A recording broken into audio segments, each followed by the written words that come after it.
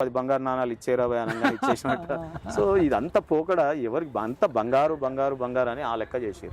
నేను కవిత గారిని, నువ్వు బంగారు బిందెలో బోనం ఎందుకు పెట్టినావు, కుమ్మరి కుండలో ఎందుకు పెట్టలేదు అది మేము చెప్పినాం కదా. అదే లత్త కొట్టింది కదా.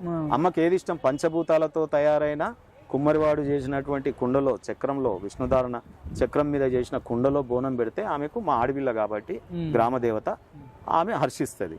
బంగారు బిందెలే పెడితే ఆయన బంగారు తెలంగాణనే పాయే. బంగారం బంగారం అంటే ఏమైతుంది చూసినావా? అవును. సో నేను అంటున్నా అంటే, మీరు నేల మీదకి రండి.